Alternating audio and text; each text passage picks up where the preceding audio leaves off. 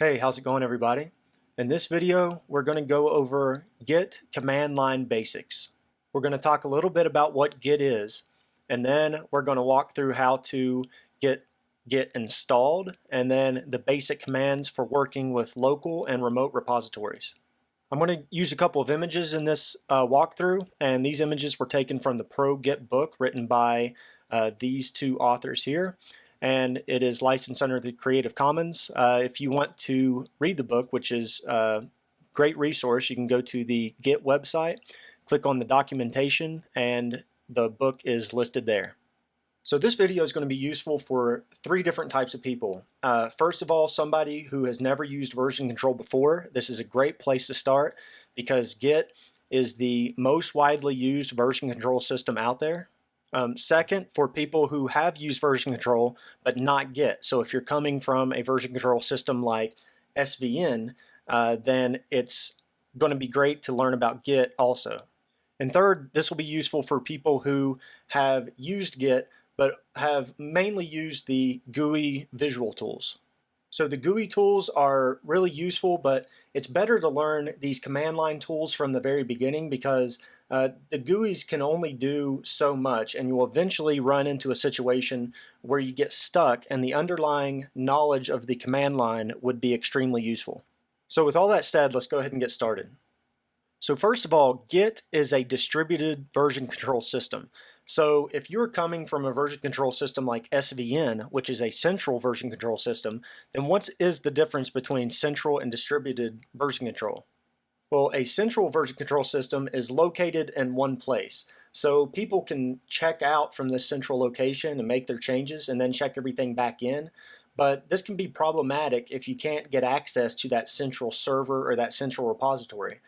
So for example, if that server's offline or you're working somewhere that doesn't have a network connection, then you'll only be able to see the files that you've checked out from that repository and no additional information about that central remote repository.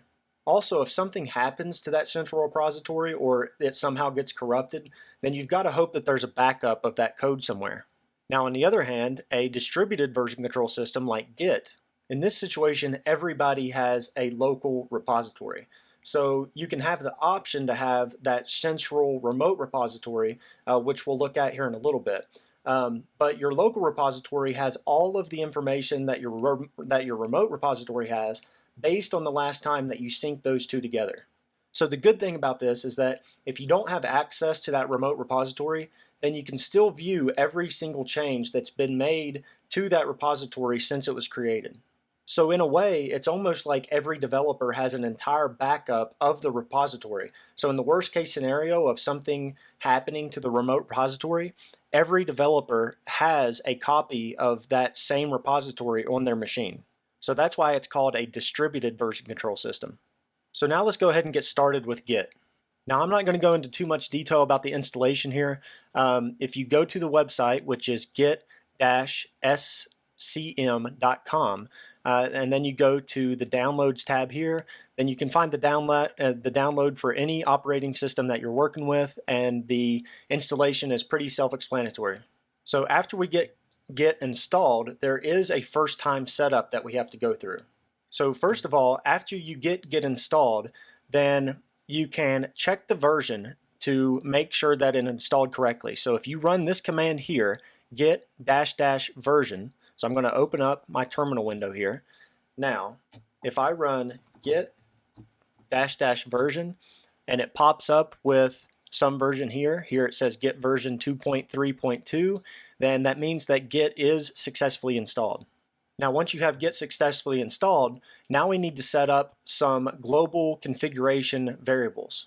Now these variables are important because if you're working with other developers, then they need to know who is checking the code in and out and making changes and things like that. So this is a way to add your name to all of your check-ins and code changes. So this is the syntax here to add these variables in here. So if I go back to my terminal, I can type git config --global user.name, and then in quotes I can type in my name here. So I'll type in Corey Schaefer, hit enter, and now we can do the same thing for email. So I'll type in user.email, and then here I'll type in my email address at gmail.com, hit enter. And now after we've put in those values, then to check those values, we can do git config -- list, and this will list all of our configuration values here. Now I'm going to have a little bit more than you do. You'll probably only have a few values here, but I've customized my Git a little bit over time, so you can see all the values that I have listed here. But the important ones to look for are to make sure that we have our user.name set and our user.email set. So once you have those values working, then you are good to move on. Now git config was the first Git verb that we actually used. It was the first action that we used. Now if you ever need help with any of these actions, then you can use this syntax, either git help in the verb or git verb -- help. And what I mean by that is using config as an example. So say I want to see what you can do with the config action. So I can do git help config and hit enter, and it'll take me to the manual page, and you can read all about it here. Or the other syntax that you can do is git config -- help and read through there. And you can do this with any git action. So you git add -- help does the same thing. It takes you to the manual page for the add action. So that's extremely useful once you start doing more intermediate and advanced things with Git. It's useful to look at those manuals and see exactly what you can do with them. Now there are two common scenarios for people to begin using Git. So the first scenario is that you have an existing project on your local machine that you want to start tracking using Git. And the second scenario is whenever there's an existing project remotely that you want to start developing on. So first let's take a look at that first example where you have a local code base that you want to start tracking using Git. So in order to do this, it's just as easy as running the git init command from within the directory in your terminal. So for example, let me pull up my terminal here. Now the code that I want to start tracking, if I do an ls within this directory, the code that I want to start tracking is within this local repo directory. So if I cd to local repo, and then I do an ls-la in here, which will list all of the files in the directory, you can see that there is a .project file here, and there's a calc.py file here. So to begin tracking this code with Git, it's just as easy as running git init. And if I hit enter, you can see that it initialized an empty Git repository. And now, if I do an ls-la, then you can see that it placed this .git file here. Now this .git, it's actually a directory. This .git directory contains everything that's related to our repository.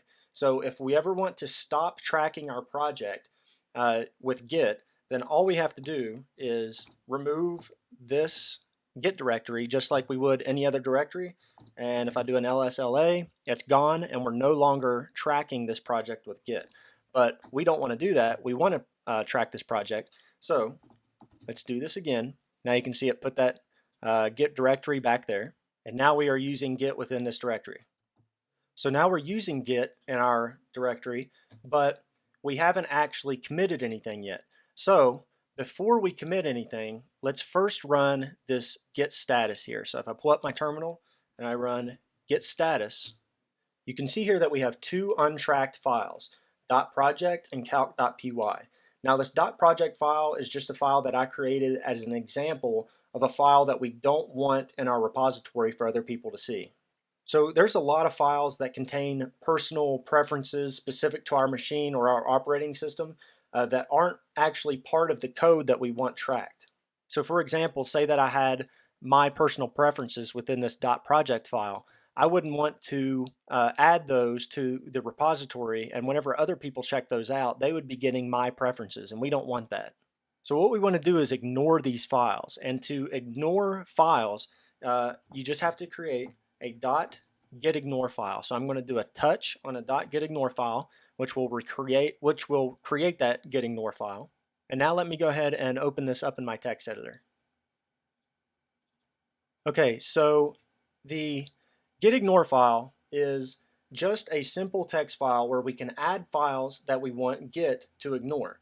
And we can also use wildcards. So for example here in this slide, I have this star.pyc, which will ignore all files with a pyc extension. So that's a Python example, but that's not important. I'm just showing the concept here. So let's go ahead and add all these files here to our gitignore file, and I'll paste that in and save that. And now let me go back to my terminal. Now that we've added those to the gitignore file and saved it, now let's rerun git status. And now you can see here that the .project file is no longer coming up in our list of untracked files. It's only the .gitignore file and the calc.py file. And we want to commit the gitignore file because we want the repository to know to always ignore those files. Okay, now let's take a step back here and try to picture exactly where we are right now. Now with Git, there are 3 states that we need to know about. There's the working directory, the staging area, and the committed files. And right now, we're currently in our working directory. So untracked and modified files will be in our working directory, and it will list those when we ran git status. So you can see here, if I open up my terminal, then these are the files in our working directory here. Now the staging area is where we organize what we want to be committed to our repository. Now the reason for the staging area is so that we can pick and choose what we want committed. So if we've done a lot of work spanning multiple files and we want to make multiple commits from those changes, then you can stage individual files and commit those in small chunks at once. So that's going to allow us to be more detailed with our commits. So for example, you don't want to make a commit where you add a message that just says like, I made a lot of changes to the code. You want commits that are very detailed as to what changes were made. So now that we know about that staging area, let's go ahead and add files to the staging area. So if we want to add all the files that are currently untracked or that we've made changes to the staging area, then we could run git add -A, or we could add these individually. So for example here, if I did a git add .gitignore, then if I do a git status, then that's going to show us, okay, so here we have calc.py, which is currently untracked, and then you can see that our gitignore file is in our staging area because we ran git add.gitignore. And like I said in the slide, if we want to add everything to the staging area, then we can just do git add -A and hit enter. And now if I run git status, then you can see that all of our files are now in the staging area.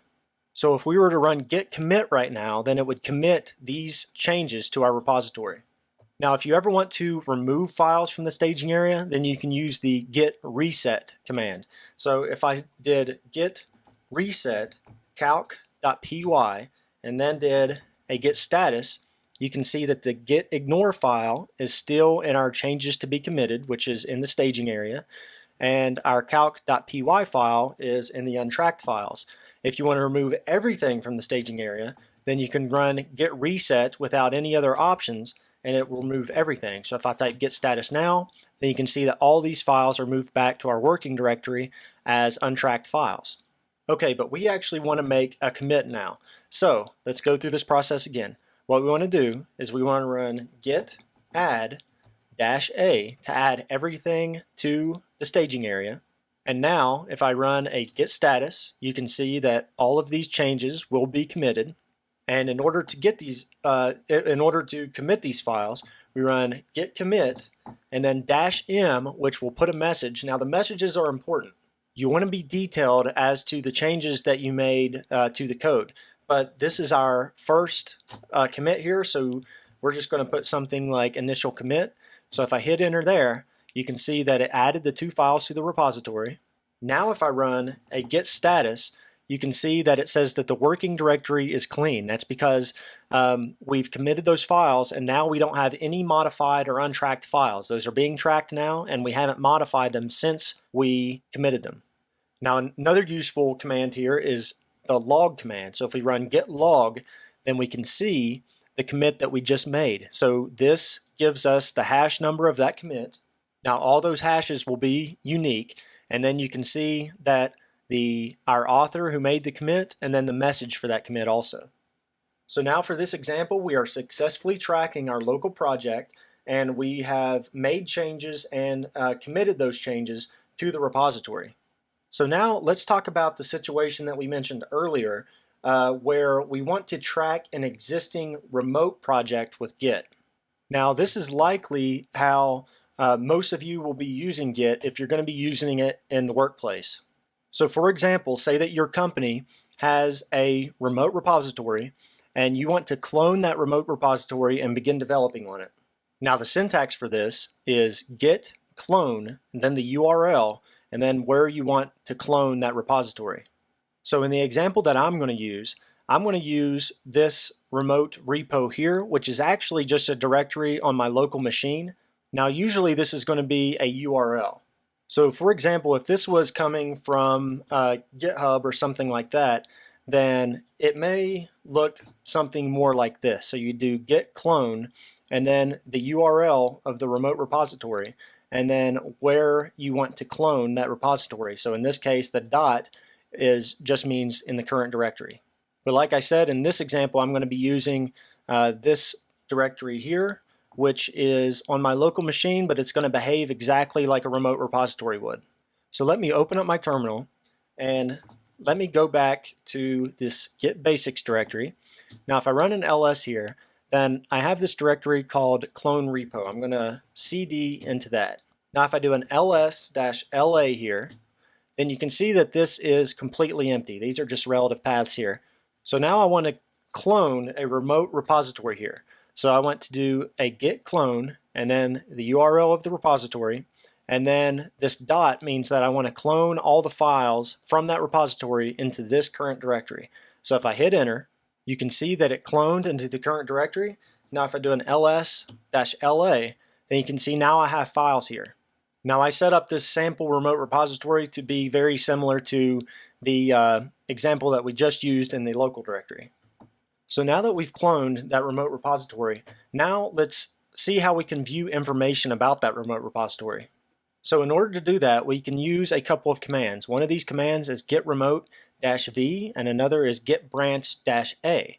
So if I was to do git remote-v, then you can see it lists the information to the repository here. So this is just the location on my local machine of where this repository is.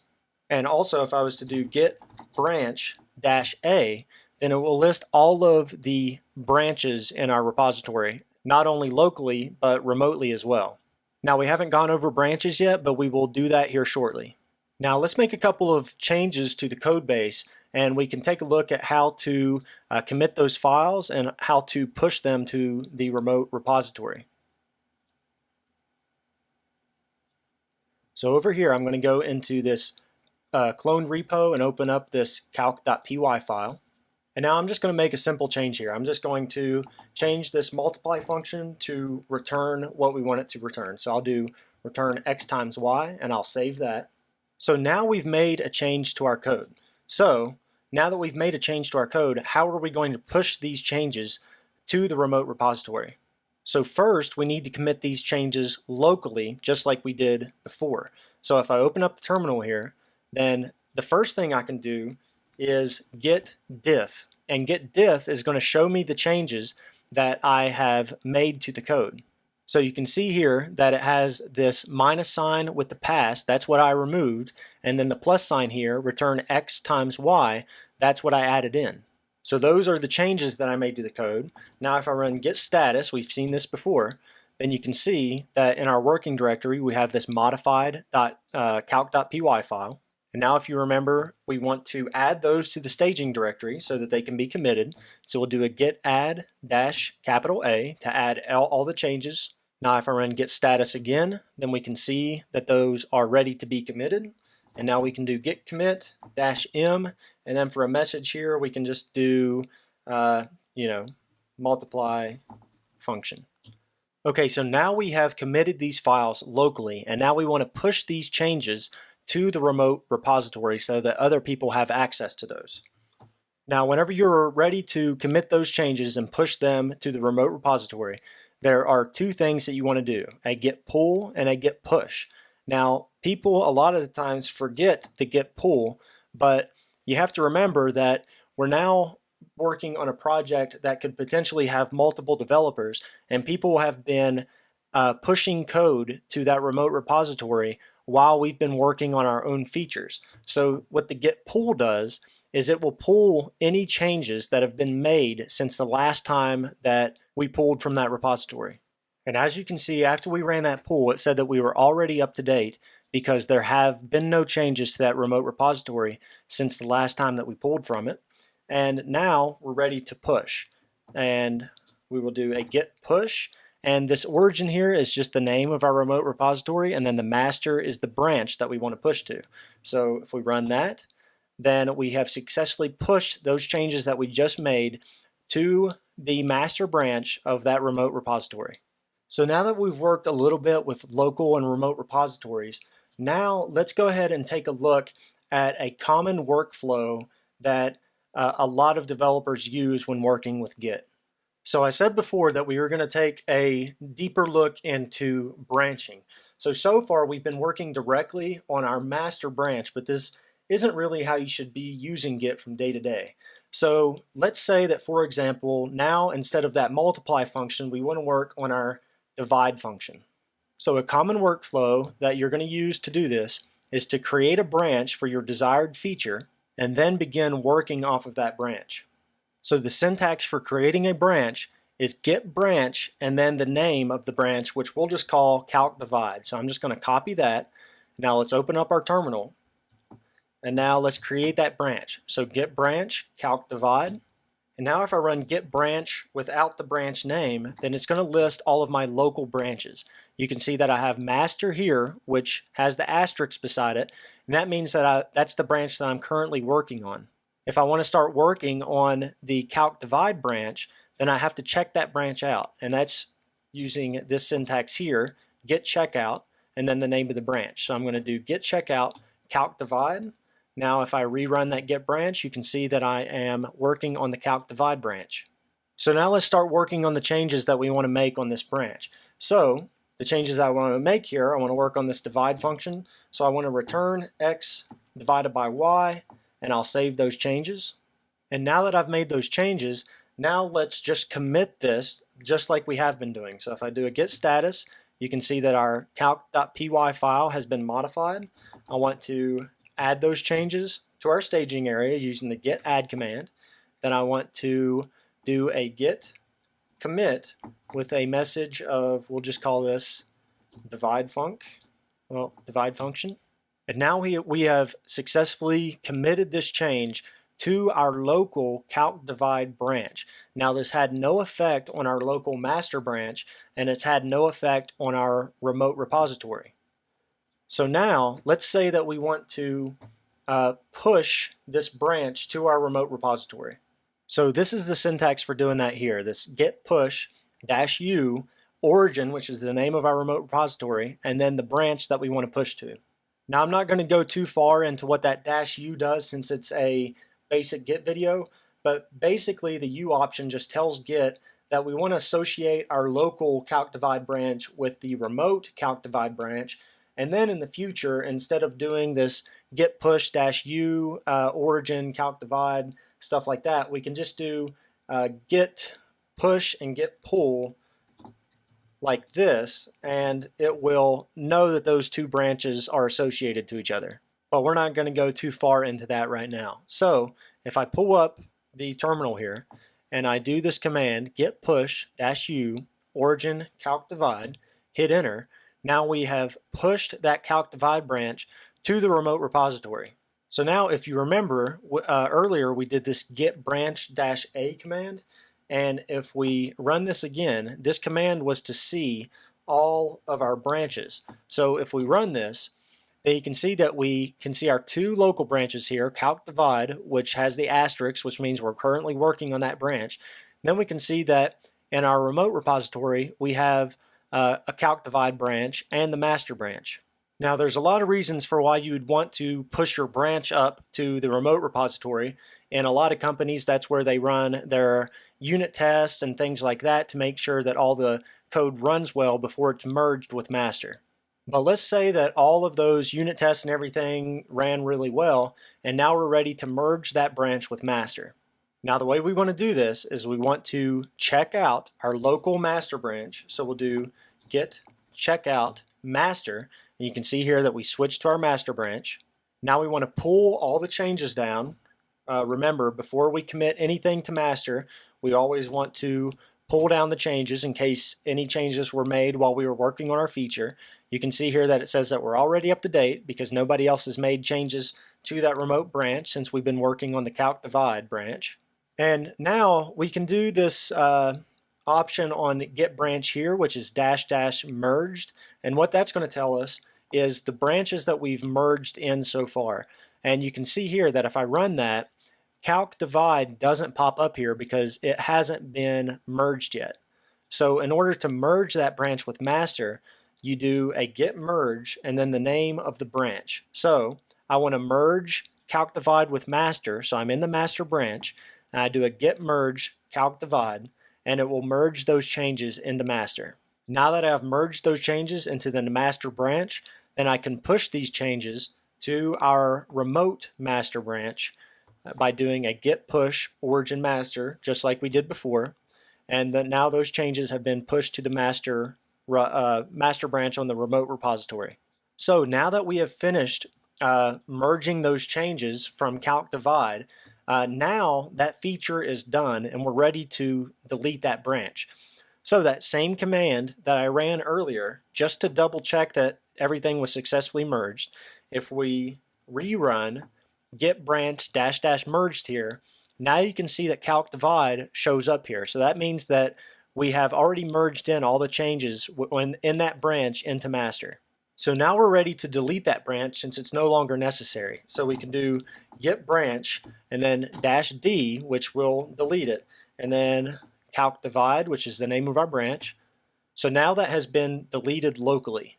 But remember that we also pushed that branch to the remote repository. So that command that we did earlier, git branch -a, if we run that again, then you can see that we deleted our local branch and all we have is master, but we still have this calc divide branch on our remote repository. So to delete a branch from the remote repository, then it's this syntax here.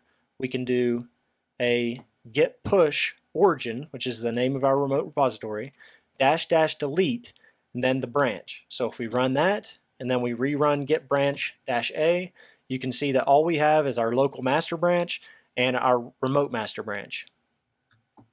Okay, and I know that that was a lot to take in, especially if you're new to something like Git, but it's really not that bad once you get the hang of it and this becomes part of your daily routine.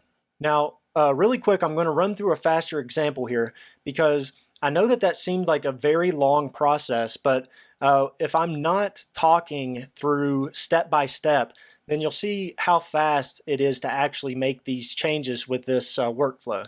So for example, run the master branch here and say I wanted to work on the subtract function. So I can do git branch subtract and then git checkout subtract. So now I'm working on the subtract branch. I can come in here, make the changes. We want to return x minus y, save that, do a git status over here. We've modified that. We want to add that to our staging directory. Now we want to commit those changes. And you want the commit messages to be more detailed than that, but this is just an example. And then we can do a git push u origin subtract. So now we've pushed that branch to our remote repository. And let's say that all those tests ran well, so now we're ready to merge this with master. We can check out our master branch, and now we can do a git pull because we want to pull in all the changes that have been made. So now we pulled in all the changes. Now we can do a git merge of the subtract branch. This will merge subtract with master, and now we can push those changes. And then you can go through the process of deleting that branch just like we looked at earlier. But you can see how that process isn't actually as slow as it was with me going through and step-by-step explaining it along the way. So that was a broad overview of using the Git command line on local and remote repositories. I know that was a lot to take in for one video, but I really hope it was useful for you guys. If you do have any questions, just ask in the comment section below. Now there's a lot that we didn't get to in this video, and I'm going to make additional videos soon on other topics, like if you run into merge conflicts, if you need to undo your mistakes, some other common pitfalls, tagging versions in Git, and also advanced topics like your Git history, rebasing, cherry picking, and things like that. So be sure to subscribe to the channel to make sure that you catch those later videos. And again, I hope this video was useful for you all, and thank you for watching.